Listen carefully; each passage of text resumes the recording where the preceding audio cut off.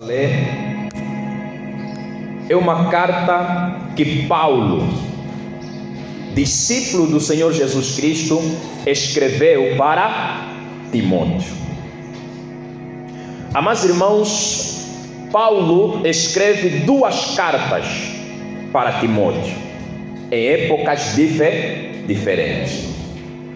E o nosso assunto hoje é particularmente na segunda carta de Paulo enviada a Timóteo.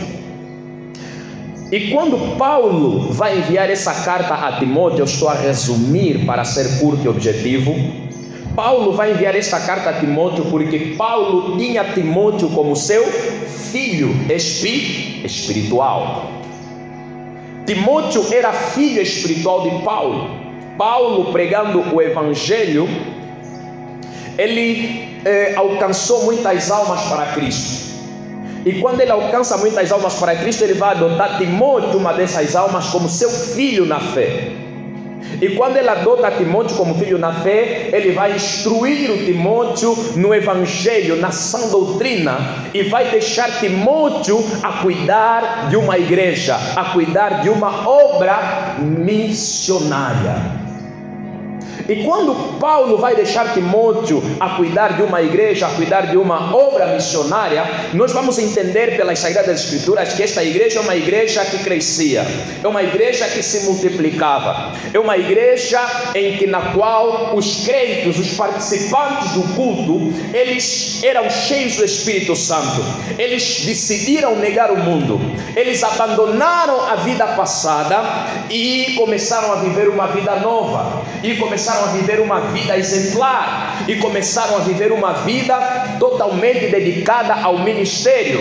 Aquilo era mais ou menos como, por exemplo, a igreja crescia. Por quê? Porque cada membro naquela igreja tinha a responsabilidade de trazer sempre mais uma alma para Cristo. Aleluia! Amém. Eu vejo pela palavra de Deus e percebo e entendo que o processo para o crescimento da igreja era este: é que cada mamãe, cada papá que começava a frequentar os cultos era impregnado pelo poder do Espírito. E quando impregnado pelo poder do Espírito, esses também sentiam dentro dos seus corações o desejo de salvar outras almas. E quando esse desejo entrava sobre eles e penetrava sobre eles, amados irmãos, cada membro da igreja saía para pregar o evangelho. Cada membro da igreja saía para anunciar a palavra de Deus. Era mais ou menos assim. É que quando eles recebiam o Espírito, já não era mais eles, mas era Cristo que habitava neles. Era Cristo que se movia neles. E quando Cristo se movia sobre a vida da igreja, a igreja era inundada de um amor tão profundo, que esse amor lhes levava a olhar para as pessoas e não ver beleza, e não ver pecado, e não ver roupa bonita, e não ver brincos, nem tampouco batom, e olhar para a vida dos jovens e não ver curva nas meninas, e não ver caichismo nos homens. Aleluia! Eles olhavam para as pessoas do mundo afora, e eles não olhavam se era moreno, eles não olhavam se eram bonitos, não olhavam se eram mulatos, se tinha cabelo liso ou cabelo ruim. Eles olhavam para as pessoas, amados irmãos, e eles enxergavam a alma daquela pessoa. Amém. E eles entendiam que se a alma está perdida, o corpo está perdido. Aleluia. Amém. Se a alma está perdida, o destino está perdido. Aleluia. Se a alma está perdida, tudo está perdido. Aleluia. E quando eles olhavam sobre essas pessoas, amados irmãos, eles conseguiam perceber que essas pessoas estavam perdidas. E alguém que tem o amor de Deus na sua vida entende que quando alguém está perdido, não devemos rir com essas pessoas, devemos chorar por elas. Aleluia. Devemos chorar por elas na oração, devemos chorar por elas no jejum, devemos chorar por elas no nosso quarto de joelho, para que essas pessoas sejam salvas. Aleluia.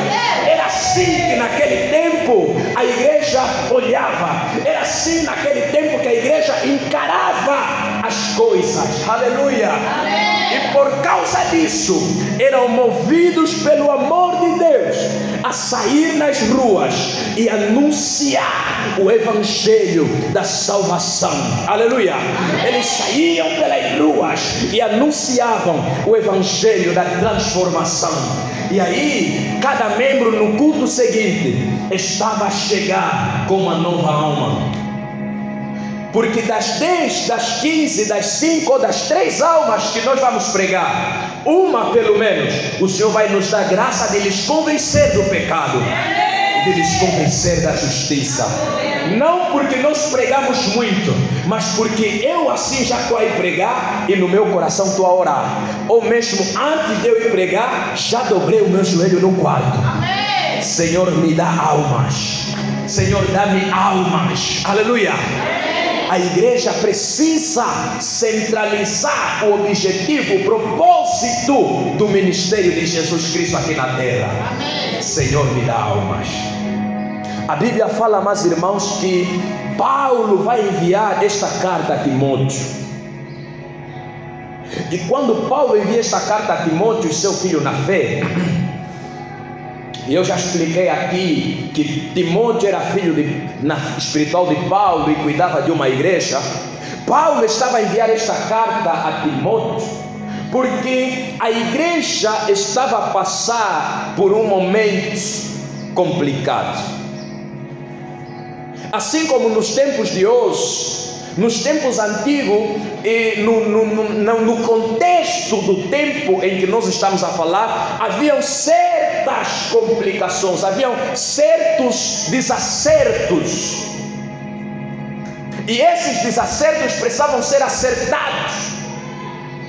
E Paulo, entendendo pela visão espiritual que a igreja e o próprio Timóteo estavam a passar por algumas dificuldades, Paulo vê-se na responsabilidade de poder enviar uma carta que orienta, uma carta que ensina, uma carta que fortalece, uma carta que dá direção para a vida de Timóteo e para o ministério que ele estava a desempenhar.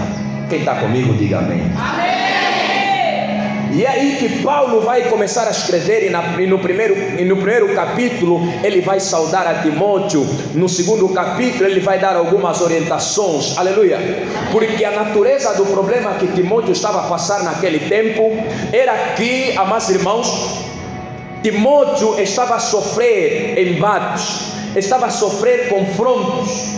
Timóteo estava a ser confrontado quanto ao ser pastor, quanto ao ser evangelista, quanto ao ser presbítero, quanto ao ser pastor e mestre e doutor. Estava a ser confrontado porque existiam muitos doutores da lei, existiam muitos filósofos, existiam muitos fariseus, muitos judeus que não haviam se convertido. E mais um detalhe, Timóteo era jovem. Timóteo era jovem. Era jovem como eu, era jovem como muitos dos que estão aqui, mas estava servindo no ministério, e por isso estava a ser confrontado. E quando a pessoa é confrontada, é como uma seta que é lançada sobre ele. Começa a criar dúvidas, começa a enfraquecer, começa a trazer complicações no ministério. Paulo, na visão de um pai, envia a carta de Timóteo para Timóteo, a lhe fortalecer. Por isso mesmo nessa palavra você vai notar que Paulo vai escrever algumas coisas. Por exemplo, quem ainda não fechou a Bíblia, me acompanhe. Vamos, me acompanhe por favor. Vamos ver alguns aspectos. Por exemplo, capítulo 1, versículo 12. Capítulo 1, versículo 12. Quem está comigo? Amém. Diz assim: por cuja causa padeço também isto, mas não me envergonho, porque eu sei em quem tenho crido, e estou certo de que é poderoso para guardar o meu depósito até aquele dia. Presta atenção, por favor. Conserva o modelo das sãs palavras que de mim tens ouvido na fé e no amor que há em Cristo Jesus. Guarda o bom depósito pelo Espírito Santo, que habita em nós. Então nós estamos a ver que essas palavras são de quê? São de fortalecimento. Porque Paulo está a escrever para Timóteo e sabe que Timóteo está a passar por uma fase em que ele pode cair para o desânimo, em que ele pode cair para o que nós chamamos de se envergonhar do Evangelho. Eu conheço muita gente que não consegue andar com Bíblia na rua, não consegue sair com a Bíblia fora de casa. Ele prefere levar um outro livro qualquer do que carregar a sua Bíblia. E a respeito desses nós podemos dizer que por fora ainda é crente, mas por dentro já se corrompeu.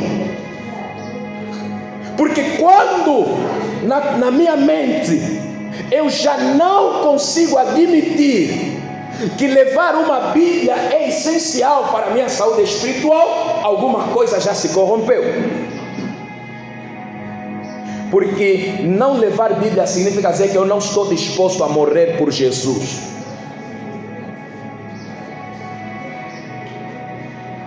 Paulo ele está dizendo: eu não me envergonho. Aleluia.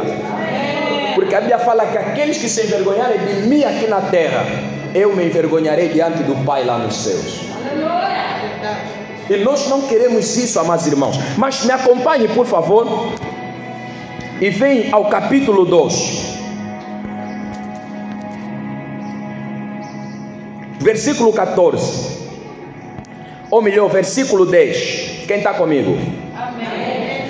Portanto, tudo sofro por amor dos escolhidos, para que também eles alcancem a salvação que está em Cristo Jesus com glória eterna. Palavra fiel é esta, que se morrermos com Ele, também com Ele viveremos. Se sofrermos, porém, com Ele reinaremos. Se o negarmos, também Ele nos negará. Se formos infiéis, Ele permanece fiel, pois não pode negar-se a si mesmo. Nós estamos a ver que por causa do que Timóteo está passando, Paulo está a trazer isso para lhe fortalecer. E Paulo está tentando lhe fazer entender que a obra do ministério de Jesus, pregar o Evangelho, não é coisa fácil. Viver e ser cristão não é fácil. Eu tenho dito assim, presbítero, que ser empresário é mais fácil do que ser pastor. É mais fácil ser um empresário. É difícil ser pastor.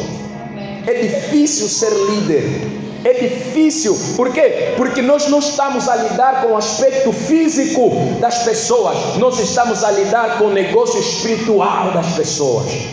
Estamos a lidar com coisa que nós não vemos. Estamos a lidar com algo que nós não podemos apalpar. Só podemos ter fé. Só podemos ter fé. Só podemos andar pela fé e não pelas vistas. Eu quero que a igreja me entenda, por favor. Então nós vamos perceber que Paulo está a fortalecer a Timóteo. E quando chega no capítulo 4, versículo 13, Paulo está a dizer para Timóteo: Timóteo, eu estou preso. Eu te escrevi essas coisas para que você pudesse suportar todas as aflições na obra de Deus. E portanto pudesse permanecer firme e fiel à palavra de Deus. Perseverar na sã doutrina. Perseverar na palavra sã que eu te tenho ensinado. Não desistir, não sair da palavra, não sair dos carris da palavra de Deus. Pregar o Evangelho, estar dentro e fora de tempo. Continuar e não perder o amor pelas almas. Edificar a igreja e, ademais, não ter medo, porque tu és jovem e já vencestes o diabo. E no capítulo 4, versículo 13, Paulo vai dizer que a hora da minha morte está próxima. Eu fico assim a perguntar: como é que eu vou? Eu fico a me perguntar: como é que eu vou encarar que no capítulo 4, Paulo agora está a falar da sua morte? É chegada a hora da minha morte. Quer dizer, Timóteo, eu preguei o evangelho, eu fiz a obra de Deus, eu falei a respeito de Jesus e sou capaz de chegar até a morte por amor à palavra de Deus. Aleluia. Amém. Sou capaz de chegar até a morte por amor à palavra de Deus. E por causa disso, eu estou preso. Estou quase a ser morto. Na carta de 2 Timóteo capítulo 4, Paulo está preso. Paulo escreve a carta de Timóteo preso. E ele está preso, amados irmãos, amada igreja do Senhor. Paulo está preso. E ele está a dizer que a hora da minha morte é chegada. E aqui é onde eu quero falar para a igreja. Existem dois níveis em que nós precisamos entender as palavras de Paulo. E precisamos entender as palavras de Paulo em dois níveis. E no primeiro nível, Paulo está a falar de algo que se pode ver. Mas no segundo nível, nós vamos entender a palavra de Deus, as cartas de Paulo, como algo sobrenatural. Preste atenção. Porque Paulo está dando instrução, está vivendo uma vida de mártir, como sendo ministro de Deus. Mas tem uma coisa que nós precisamos entender também aqui. Algo que talvez não está escrito por palavras, mas está escrito por obras e por testemunho. Aleluia. Amém. E o que está escrito não por palavras, mas por obras e testemunho, é o exemplo da vida de Paulo para as nossas vidas. Nós estamos a ver que Paulo, até ele não fala muito disso, ele não se gloria nisso, mas Paulo está sendo capaz de morrer, de dar a sua vida pela palavra de Deus. Paulo está a pregar uma coisa e ele está a viver a mesma coisa na prática. Porque quando ele fala, não me envergonho do evangelho e não tenho medo de padecer por amor ao evangelho, amados irmãos, você vai entender que Paulo também ao mesmo tempo está a morrer. Ele não está a morrer porque adulterou, ele não está a morrer porque cometeu um crime, ele não está a morrer porque fez alguma coisa contrária à sociedade. Paulo está a morrer porque está a pregar o evangelho e estão a lhe perseguir. Aleluia. Amém. Aleluia. Amém. Paulo está nos dando o exemplo prático daquilo que nós precisamos ser. Porque o que ele está a pregar, amados irmãos, é o mesmo o que ele está a viver. E nos tempos de hoje, amados irmãos, nós temos vivido diferentemente aquilo que Paulo nos ensina aqui. Aleluia. Amém. A igreja esfriou, a igreja se corrompeu, a igreja está morna, a igreja está morta. Por quê? Porque nós estamos a viver contrário àquilo que nós pregamos. Estamos a pregar que Jesus salva a alma, mas nós mesmos não queremos sair para salvar almas. Estamos a pregar que Jesus cura, mas quando ficamos doentes queremos ir consultar outros senhores para além do Senhor Jesus. Estamos a pregar que Jesus transforma, mas nós mesmos não queremos deixar que Deus transforme as nossas vidas. Aleluia. Estamos a pregar que existe inferno, mas nós mesmos estamos a viver como se não existisse o inferno. Estamos a pregar que um dia Jesus virá buscar a sua igreja, mas não queremos viver como uma igreja de Jesus. Aleluia. Estamos a pregar que Jesus Cristo é o Senhor. Estamos a pregar que Jesus Cristo é Rei, mas estamos dando honra a outras coisas que não é Jesus. E a igreja deveria dobrar o seu joelho, e a igreja deveria chorar por causa disso.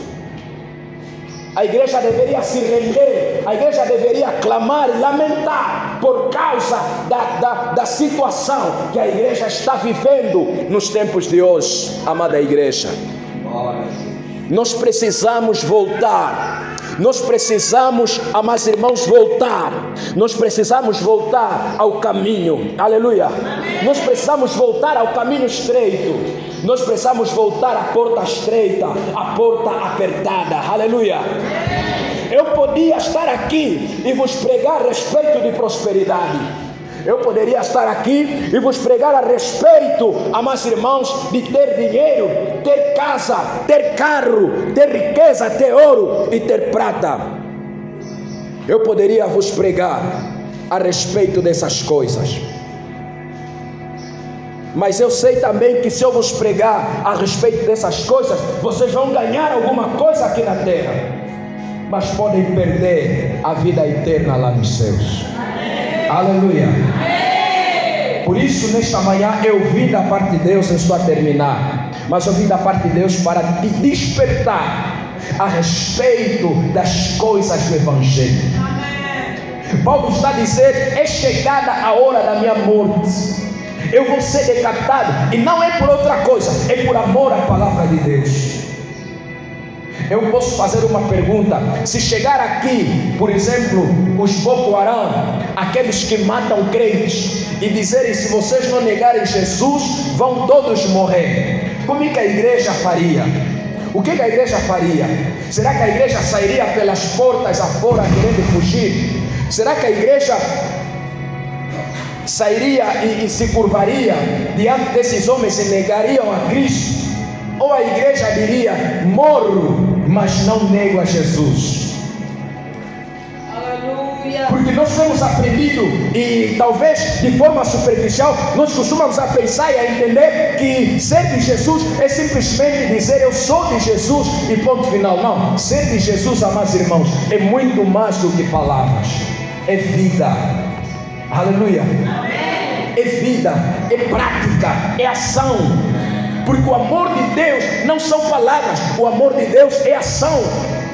E Paulo está a dizer: é chegada a hora da minha morte, eu vou morrer, Timóteo, mas eu estou a te fortalecer, eu estou a trazer uma palavra de fortalecimento. Continue pregando, continue padecendo, continue sofrendo as aflições que são necessárias sofrer por amor a Cristo. Eu vim dizer para a igreja: no cristianismo nem tudo vai ser um mar de rosas. Vamos ter tentações, vamos ter batalhas. Aliás, e é exatamente por causa de você ter negado ao diabo e ter aceito a Cristo que o diabo se torna o inimigo número 1 e vai começar a te perseguir. Aleluia. O diabo vai armar ciladas, o diabo vai armar situações, vai trazer problema, vai trazer doença. Todos os problemas que você pode imaginar podem acontecer contigo. Eu não vim aqui te iludir, eu vim aqui dizer que o diabo vai levantar problemas para tentar te parar, para tentar te matar. Mas, amados irmãos, a Bíblia também me fala que se alguém está em Cristo, nova criatura é. A Bíblia também me fala que em Cristo Jesus somos mais que vencedores. E a Bíblia também me fala: vós sois homens e já vencestes o diabo. Aquele que está em nós é maior do que aquele que está no mundo. Por isso não tenha medo, por isso não se aflija, por isso não chora. E se tiver que chorar, chora na presença de Deus, mas não desfaleça, mas não baixe a guarda, porque aquele que está em nós é maior do que aquele que está no mundo. Aleluia. Estou a terminar. E Paulo vai dizer assim para Timóteo: venha ter comigo antes da hora da minha morte, venha ter comigo. E quando vieres, traga a minha capa, traga os livros e traga também os pergaminhos. Por quê? Porque Paulo estava na prisão e a capa poderia lhe proteger do frio. O mundo está frio hoje. O mundo está o inverno hoje. E o mundo está congelado. E nós precisamos de uma capa. A nossa capa pode ser os nossos pastores. A nossa capa são os nossos líderes. A nossa capa são os nossos pais na fé. A nossa capa são aqueles que dobram o joelho para orar a favor das nossas vidas. Você está aqui hoje, alguém ora por você. Você está aqui hoje, alguém intercede por você. E você de modo algum deve se desfazer dessa capa. E se possível for, cola essa capa e não deixes ela ficar. Paulo estava a apanhar frio porque tinha deixado a capa. Mas depois de ele estar a apanhar frio, ele se lembrou que é necessário levar a capa. Timóteo, traz a minha capa. Aleluia. Talvez a tua capa não pode ser trazida. Talvez a tua capa, você precisa ir até ela. Você precisa ir até o teu pastor. Você precisa vir até a igreja. Porque a igreja é uma capa sobre a tua vida. Na vida, meus irmãos, nós precisamos dos livros. Nós precisamos ler. Nós precisamos aprender. Nós precisamos nos alimentar. Assim como o corpo precisa de luz, a mente precisa da palavra. A mente come livros, o corpo come arroz, a mente come livros. Aleluia. Por isso nós precisamos dos livros para ler e aprender. Aleluia. Assim como alimentamos a carne através do arroz, alimentamos o espírito da mente através do ensinamento, através das palavras. Por isso nas nossas vidas precisamos de um livro. Quem já ouviu o ditado que os nossos mais velhos são uma biblioteca viva? O que é biblioteca? A biblioteca é um conjunto de livros.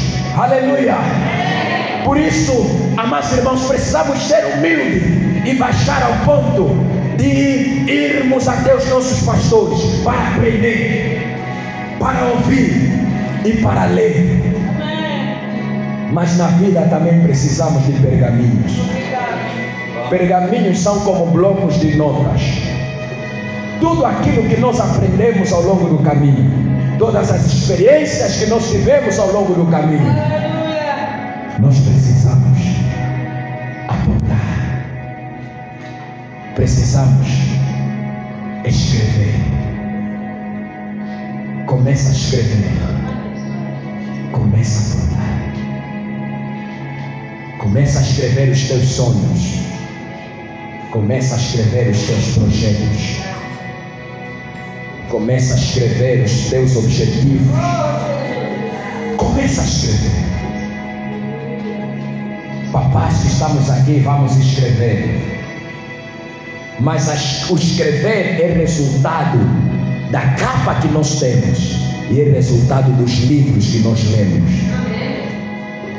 Ninguém tem algo para escrever até que ele tenha lido, até que ele tenha aprendido. Existem pessoas que não estão a impactar. Existem pessoas que só estão mesmo na igreja, não estão a fazer nada. Por quê? Porque eles não entenderam que precisam de capa, não entenderam que precisam de livros. Por isso não tem nada para ensinar, não tem nada para escrever. Escreve isso que eu vou te dizer. É exatamente através daquilo que nós escrevemos que o mundo vai nos ler. Escrever não é simplesmente pegar na lapiseira e num papel começar a escrever. Escrever é colocar em prática tudo aquilo que nós meditamos na palavra de Deus. Tudo aquilo que você meditou, aprendeu, a experiência com Deus, você precisa viver na prática, porque através do teu viver que o mundo vai te ler. Quando você vive aquilo que você aprendeu pelas Sagradas Escrituras, o mundo vai te ler através do teu viver. Porque o mundo tem muitas respostas, tem muitas perguntas, mas quanto a nós, somos as respostas que o mundo precisa. Por isso, nesta manhã, lembre-se, você precisa da capa, você precisa dos livros, você precisa dos pergaminhos. Precisamos da nossa cobertura espiritual, capa. Precisamos de algo para aprender, livros. E precisamos de algo para escrever, pergaminhos. Aleluia. Vamos escrever, igreja. Quem quer escrever, diga amém. Então, se vamos escrever em nome de Jesus, precisamos escrever nas ruas do nosso bairro, na nossa casa, na nossa cidade, para alcançar almas para Cristo e encher, amados irmãos, a casa do Senhor com almas sedentas de Deus. Aleluia. Quem vai escrever comigo se coloca de pé, por gentileza, e vamos orar. Vamos falar com Deus. Abençoe você que ouviu essa palavra. Mas eu quero que você ore. 2 minutos eu quero que você ore e que você possa falar com Deus. Talvez você tenha pecado porque você se desfez da capa. Talvez você tenha pecado porque você ignorou os livros. Talvez você tenha pecado porque você nunca negou os pergaminhos. Então vamos orar. Ore na direção que o Espírito Santo estiver a te levar. 2 minutos simplesmente. Estamos a orar, igreja. Estamos a orar, igreja. Estamos a clamar, estamos a falar com Deus. Você ouviu a palavra e a palavra de Deus é digna e eficaz, mais penetrante do que espada alguma.